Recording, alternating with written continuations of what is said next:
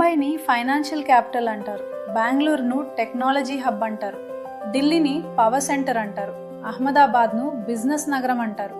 కానీ ఒక ముఖ్యమైన ప్రశ్నే, అవకాశాలు మాత్రమే కాదు, జీవన నాణ్యత కూడా ఇవ్వగల నగరం ఏది? ముంబైలో గృహ అద్దెలు అత్యంత అధికం. ప్రయాణం రోజువారీ పోరాటంగా మారుతుంది. జనసాంద్రత జీవన ఒత్తిడిని పెంచుతుంది. ఆర్థిక అవకాశాలు ఉన్నా జీవితం ఖరీదైనది మరియు కఠినమైనది. బెంగళూరులో ట్రాఫిక్ తీవ్రమైన సమస్య.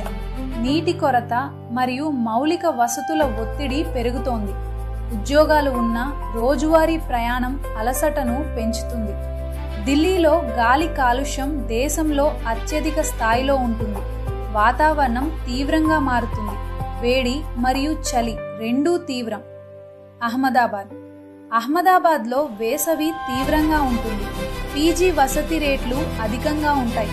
ఒక వర్కింగ్ ఎంప్లాయీకి జీవన వ్యయం గణనీయంగా ఉంటుంది. హైదరాబాద్తో పోలిస్తే జీవన ఖర్చు ఎక్కువగా అనిపిస్తుంది. గ్లోబల్ కార్పొరేట్ విస్తరణ పరిమితంగా ఉంటుంది. వైవిధ్యభరిత నగర అనుభవం కొంతవరకు మాత్రమే ఉంటుంది. హైదరాబాద్లో ప్రణాళికాబద్ధమైన నగర విస్తరణ ఉంది. వైడ్ రోడ్లు మరియు అభివృద్ధి చెందిన ఔటర్ రింగ్ రోడ్ కనెక్టివిటీ.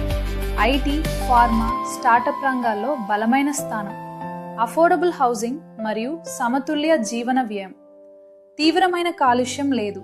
సమతుల్య వాతావరణ పరిస్థితులు. పారంపర్యం మరియు ఆధునికత కలిసిన నగర సంస్కృతి.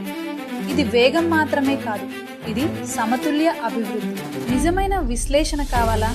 అయితే RR ఛానల్ను ఫాలో చేయండి. సబ్స్క్రైబ్ చేసి మాతో కనెక్ట్ అవ్వండి.